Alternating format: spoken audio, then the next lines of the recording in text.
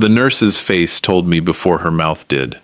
She came into room 214 at 7:43 in the evening, with the specific expression of a medical professional navigating something that falls outside the clinical training.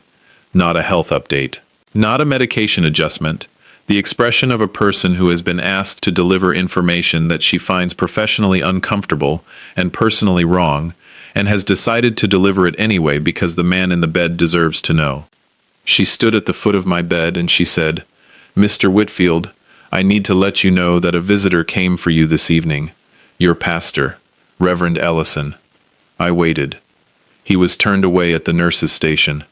"There is a note on your file indicating that visitors require approval from your next of kin before being admitted." She paused, giving me time. "Your daughter-in-law placed that note this morning." I looked at the ceiling of room 214 at St. Joseph's Medical Center in Augusta, Georgia.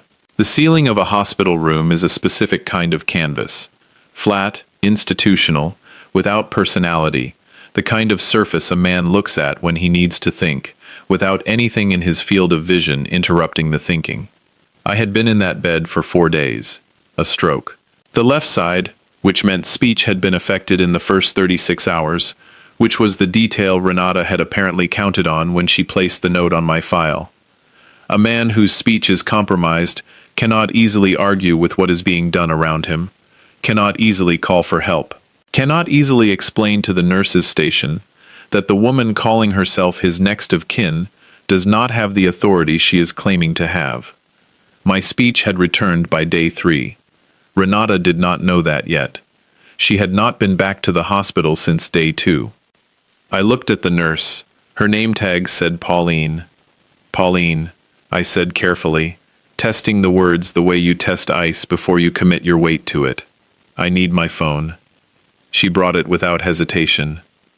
The thing about a stroke, about the specific aftermath of it, when the body is reassembling itself, and the medical team is watching every vital sign, and the room is full of the equipment of survival, is that it clarifies, strips the peripheral away, leaves you with a very short list of things that matter, and a very clear understanding of what is being done to you when someone treats your incapacity as an opportunity.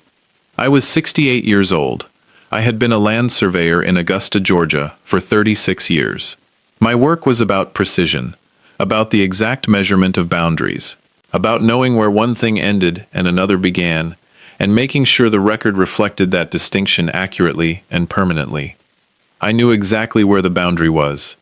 Renata had crossed it. I made the call. "My name is Bernard Whitfield. I am 68 years old. I live on Cloverdale Road in Augusta, Georgia, in the house my wife Helen and I bought in 1989, and in which I have lived alone since Helen passed in 2021, from the complications of a fall that neither of us had seen coming, and that took her in 11 days, which is a speed of loss that the mind does not accommodate easily, and that I am still, 3 years later, in the process of fully absorbing. Helen and I had one child, a son named Derek. He is 42 years old, works in commercial real estate in Augusta, and has been married to Renata Price Whitfield for 8 years. Derek is not a complicated man. He is warm and well-meaning, and has, in the years since Helen's passing, shown up consistently, and with the specific attentiveness of a son who is aware that his father is alone and takes that awareness seriously. He calls twice a week. He comes to dinner on Sundays. He drove me to my cardiology appointments when I mentioned the fatigue I had been feeling in the spring, which was itself a sign that something was building that neither of us had fully named. Derek is not the problem in this story. Renata is. Renata Price Whitfield is 39 years old. She grew up in Columbia, South Carolina, the daughter of a state legislator who ran his household with the same combination of charm and control that successful politicians develop when they understand that power and likability are most effective when they are indistinguishable from each other. Renata learned from the best. She is organized, articulate, and possessed of a particular quality that I noticed within 6 months of her marrying my son, and that I spent the following 8 years trying to name precisely. The quality is this. Renata has never, in 8 years of being in my life, done anything that could not be explained as loving. Everything she has done has had a version of itself that was loving. When she began inserting herself into Derek's relationship with me, it was out of concern. When she began managing the Sunday dinners, it was to make things easier. When she began answering questions I had been asked directly, it was because she knew the answer and wanted to be helpful. Every single thing, explicable as love. It is the most sophisticated kind of control because it is the kind that leaves no surface to push against. You cannot object to love. You cannot say stop helping without sounding ungrateful. You cannot name the pattern without sounding paranoid, because each individual instance, taken alone, is genuinely reasonable. I had been watching the pattern assemble for 8 years. The note on my hospital file was the first thing she had done that had a surface. I intended to use it. The stroke happened on a Monday morning, November 4th. I was in the backyard of the house on Cloverdale Road, pulling the last of the fall tomatoes, which I grow along the south fence every year, because Helen grew them there, and because I have learned that some habits are worth keeping, precisely because they connect you to the person you are keeping them for. I remember the tomatoes. I remember the specific weight of the last one I picked, heavy for its size, the kind that had stayed on the vine past the point of patience. I remember setting it in the basket. Then I remember the ground being very close. Then I remember nothing until I was in an ambulance with a paramedic whose name I did not catch, telling me I was going to be all right, in the specific tone that people use when they want the statement to be true, but are not yet in a position to promise it. Derek was at the hospital within the hour. His face when he came into the room was the face of a man who has just understood in a visceral and irreversible way that his parent is mortal. I have seen that face on people in grief, on children who have lost parents, on men who have been confronted without warning by the evidence of their own vulnerability. It is a specific face, naked, unmanaged, the face before the performance has been assembled. He held my hand. He did not say much. He did not need to. 36 years of being his father had given me fluency in what Derek communicated without words, and what he communicated that Monday afternoon was that he was frightened and present and not going anywhere. Renata arrived 2 hours after Derek. I noticed the order. Derek first, alone. Then Renata. 2 hours later. Derek had called her immediately, I am certain, which means she had arrived 2 hours after she was called, which was a choice. She was composed when she came in. Appropriately concerned, she asked the nurses the right questions in the right order. She reviewed the board on the wall with the day's treatment notes with the focused attention of a woman who is demonstrating competence for an audience. She squeezed my hand once, warmly, and said, "We're going to take care of you, Bernard." We. That word, the specific use of it. Not Derek and I, not your son and I. We. The construction of a unit that includes her and implicitly requires her participation in decisions about what comes next. I was too medicated that first evening to process the full weight of it, but the words settled somewhere and stayed there, and by day 2, when my speech was still compromised and Renata had been at the nurse's station long enough to establish herself as the family contact, and had apparently used that establishment to place a note on my file, I understood that the we had been operational since the first evening, and I had simply been too compromised to see it moving. Day 3. Speech mostly returned. Day 4. Reverend Ellison turned away at the nurse's station. Day 4. Pauline at the foot of my bed with the expression of a professional navigating something outside the clinical training. Day 4. My phone in my hand. There is something I need to tell you before I tell you who I called. If you are watching this right now, and you know the specific feeling of being managed, of watching someone build a structure around you with materials that look like love and function like walls, then this story is for you. If you have ever been the person in the bed, or the person standing outside the room being told you need approval to enter, this story is for you. Hit that subscribe button right now, drop a comment below, and tell me where in the world you are watching from tonight. Your city, your country. I read every single one. And press that like button and turn on the notification bell so you never miss what this channel brings next. Now let me tell you about the call, and about the 2 people who were waiting when Renata walked back into room 214. The first call was to my attorney. Her name is Constance Briggs. She has had a practice on Broad Street in Augusta for 24 years, and she handled Helen's estate in 2021 with a precision and care that I had not expected from a professional I had not previously met, and that had established a relationship between us that extended beyond the estate work into something that functions, in practical terms, as the kind of counsel a man keeps current, because he understands that the difference between a protected life and an unprotected one is usually a document that either exists or doesn't. Constance answered on the second ring. I told her where I was. I told her about the note on the file.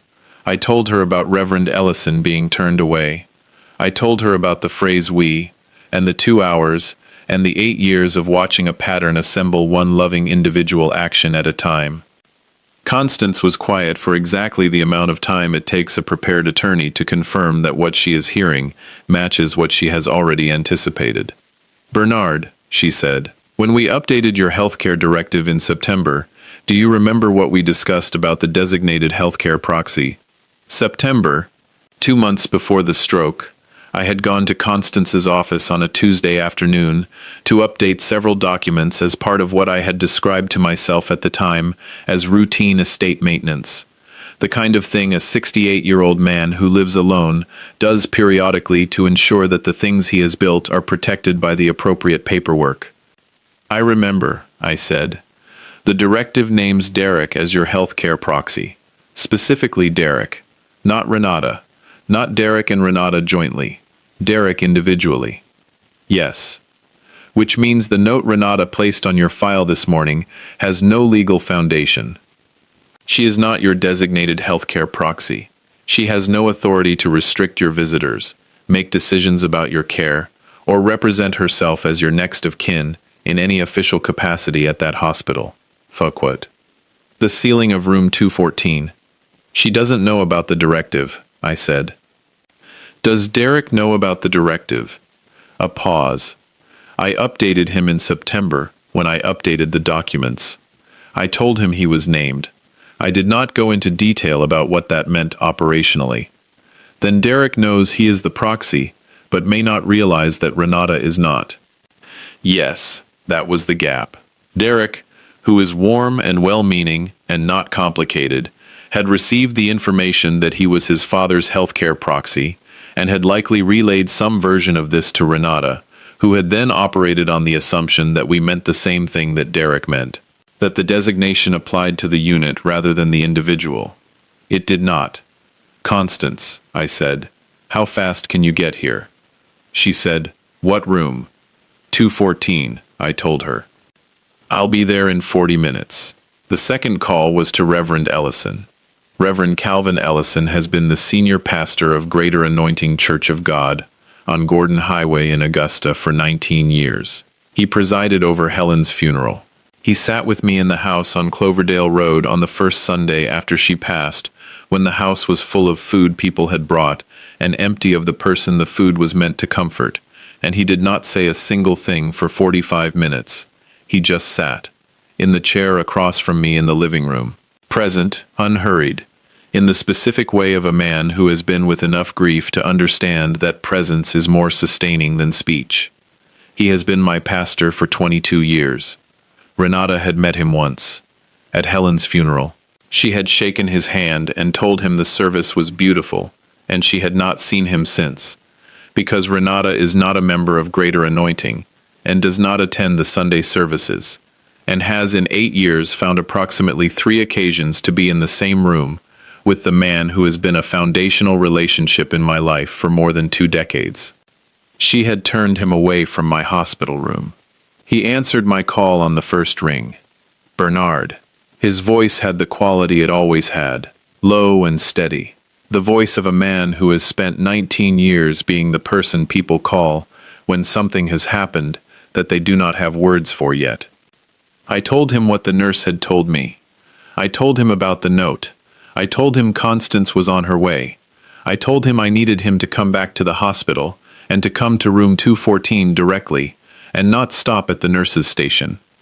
He said, I'm already in the parking lot. He had not left. 2 hours since he had been turned away at the nurse's station, and he was still in the parking lot of St. Joseph's Medical Center, sitting in his car on a Tuesday evening in November because he had not been ready to leave. 22 years. That is what 22 years looks like when it is real. "Come up," I told him. He was in the room in 4 minutes. Reverend Ellison sat in the chair beside the bed.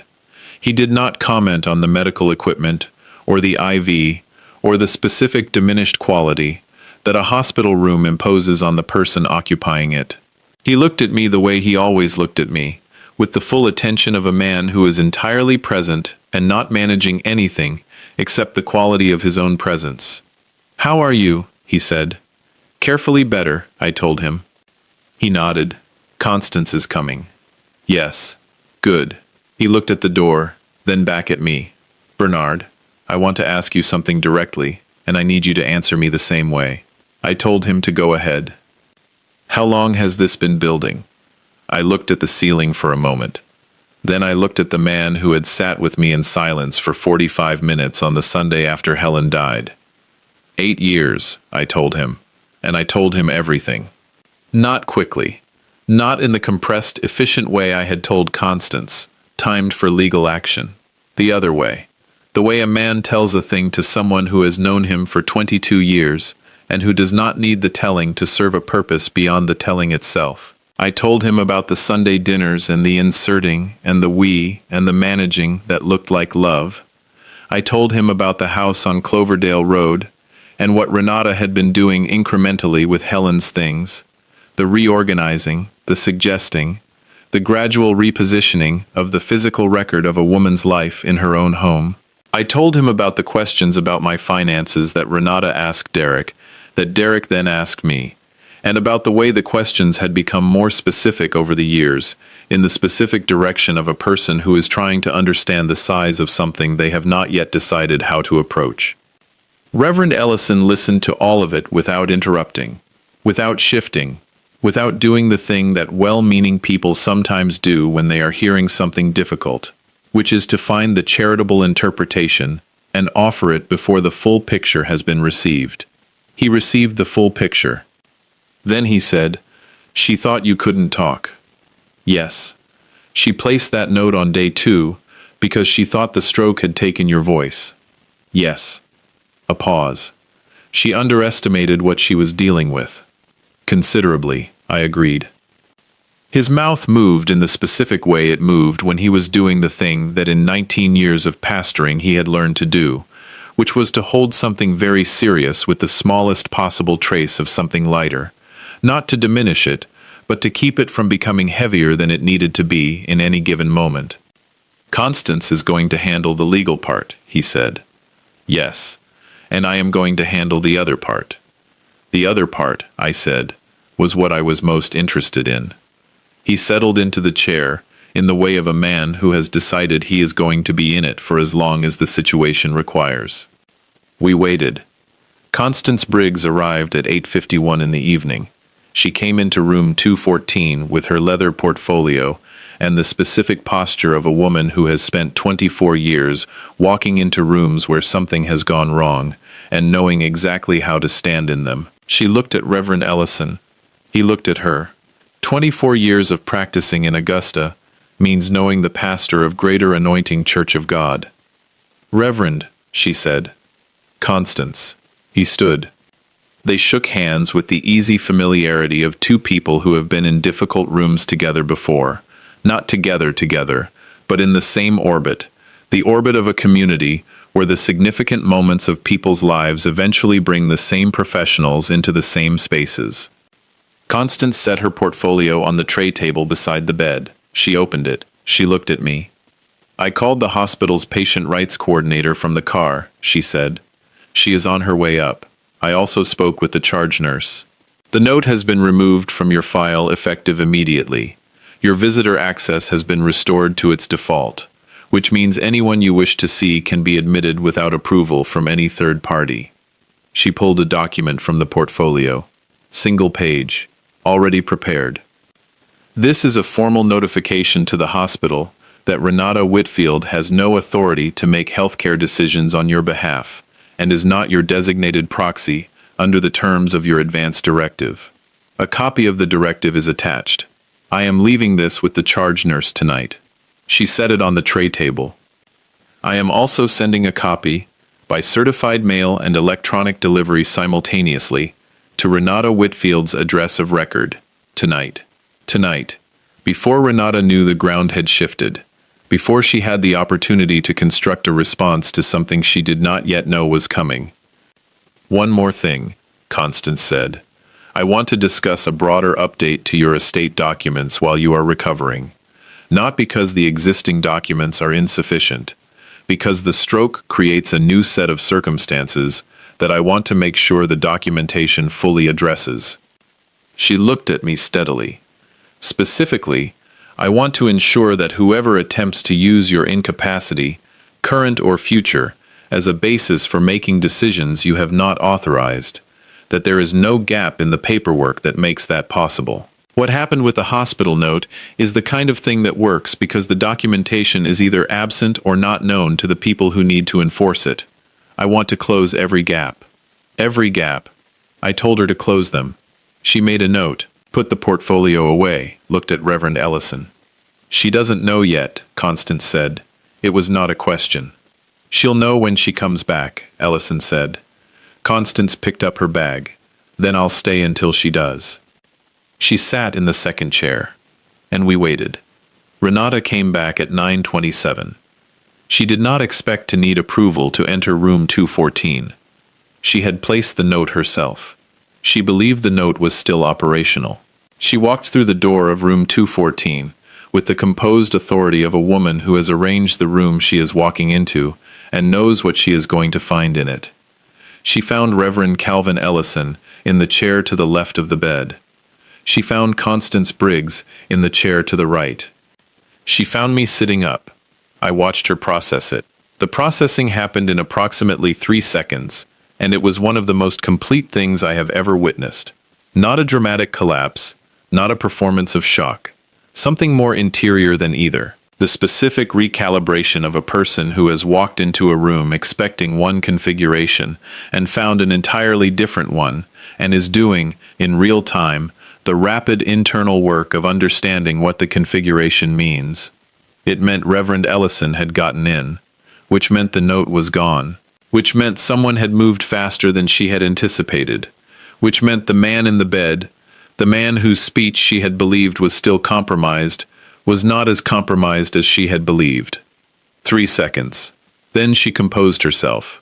The composure that Renata deployed was always impressive. It was the composure of a woman who had learned it young, from a father who needed it in rooms full of people watching for weakness, and who had practiced it until it was available on demand in any circumstance. "Bernard," she said, warm, measured, appropriately concerned. "I didn't know you had company." Constance Briggs spoke before I did. "Mrs. Whitfield," the attorney's voice, precise and unhurried, the voice of a woman who has depositions and courtrooms, and 24 years of Augusta in it. "I'm Constance Briggs. I'm Bernard's attorney. I wanted to make sure we had an opportunity to speak while I was here tonight." A beat. "I've left a document with the charge nurse this evening regarding Bernard's healthcare proxy designation. I've also sent a copy to your home address. You should receive it tomorrow." Renata looked at Constance, then at me, then at Reverend Ellison, then back at Constance. The triangle of it.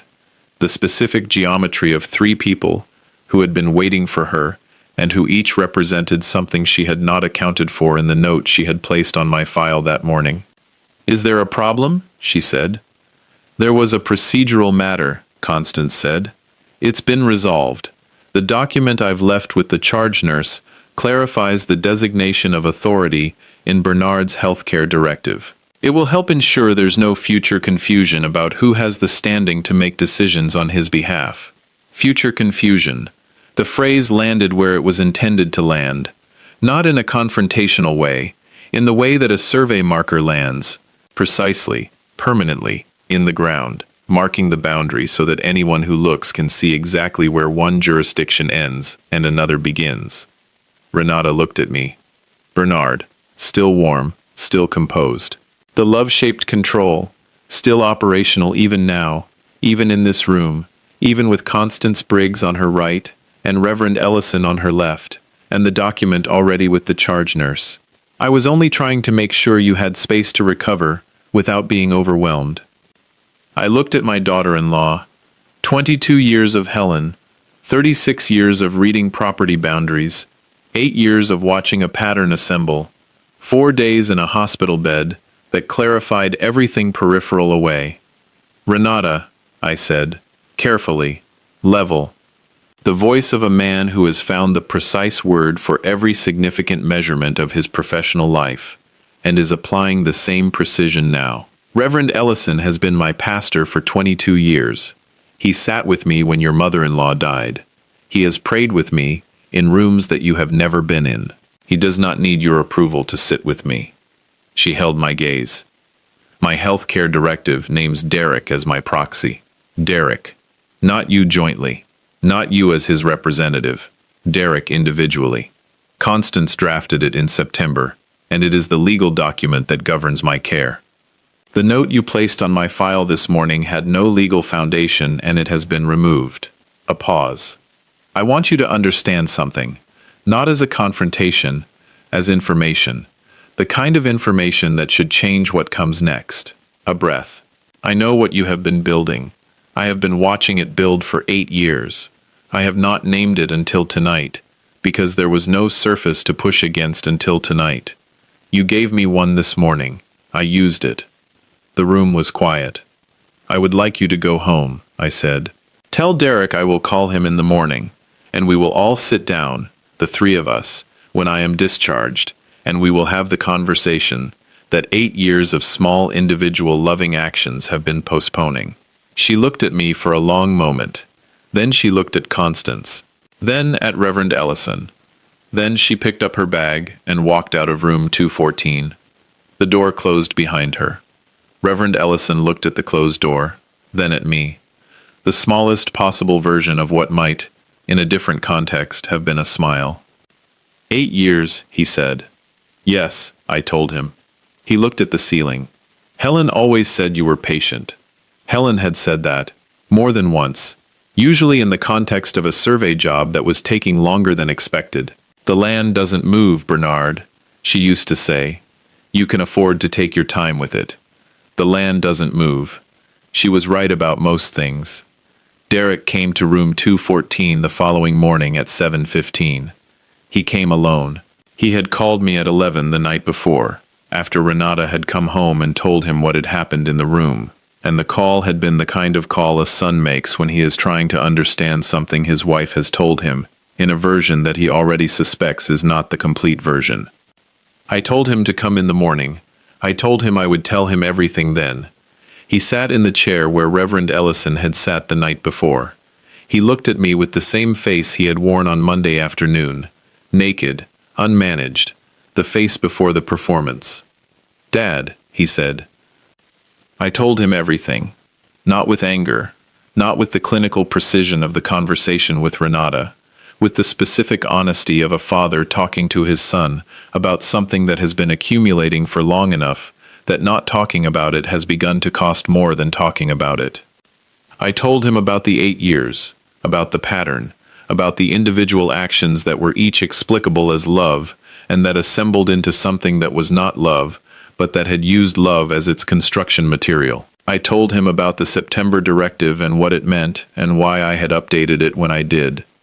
I told him about the note on the file and about Reverend Ellison in the parking lot and about Constance in the chair. Derek listened to all of it without interrupting. When I finished, he was quiet for a long time. The quiet of a man absorbing something that requires him to look at 2 things he loves, his father and his wife, in a new configuration that he cannot immediately resolve. Did you know? I asked, not accusatory, the direct question that the situation required. No, he said. Not about the note, not about... He stopped, started again. Dad, I knew she worried about you. I knew she wanted to be involved. I didn't know it had become... He did not finish the sentence. He did not need to. What Renata had built, she had built in the space between what Derek knew and what he had not looked closely enough to see. That space is where the hunger shaped as love always operates, in the gap between a good man's trust and his attention. "She's not a bad person," Derek said. I told him I had not said she was. She just...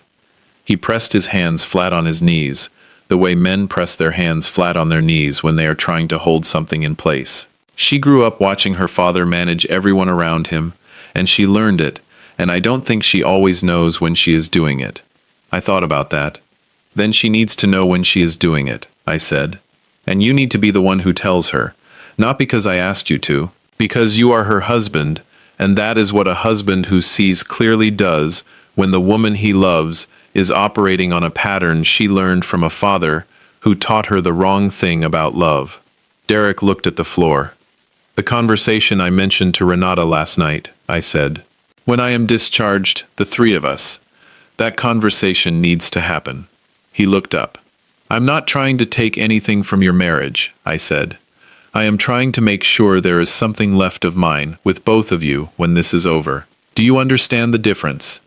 He understood. He left at 8:30. Not because the conversation was finished, because it had reached the place where more words would have been the wrong kind of medicine. You have been with this story long enough now that I want to stop for a moment. Some of you watching this know what it is to be in that bed, to be the person who is supposed to be recovering while something is happening around you that requires more than recovery. Some of you know what it is to watch a pattern build across years of individual moments that were each, taken alone, impossible to object to. If that is your life right now, or if it has been your life, put it in the comments below. Say as much of it as you are ready to say, and tell me where in the world you are watching from tonight. Your city, your country. I read every comment, every one, and hit that like button and subscribe to this channel so these stories keep finding the people who need them. Now let me tell you how it ended. I was discharged from St. Joseph's Medical Center on November 14th, 10 days in room 214. The stroke had left me with some residual fatigue and a physical therapy regimen that my cardiologist was specific about and that I intended to follow with the same methodical attention I had applied to survey work for 36 years. Constance met me at the house on Cloverdale Road the morning after discharge. She had prepared the updated estate documents she had mentioned in the hospital room. We spent 2 hours at the kitchen table going through them. The healthcare directive was confirmed with Derek as the sole proxy.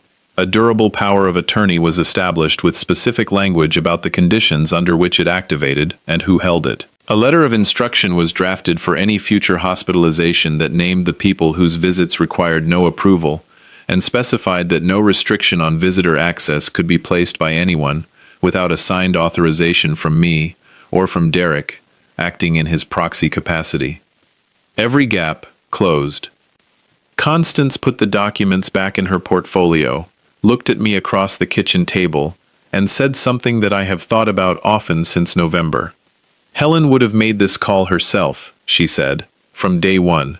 Yes, Helen would have. Helen would have been at the nurse's station before the note was fully written, with the directive in one hand and Constance's phone number in the other, with the specific directness of a woman who did not require an 8-year pattern to reach a conclusion that should have been reached considerably earlier. I told Constance that Helen had always been faster than me. Constance said, "You got there."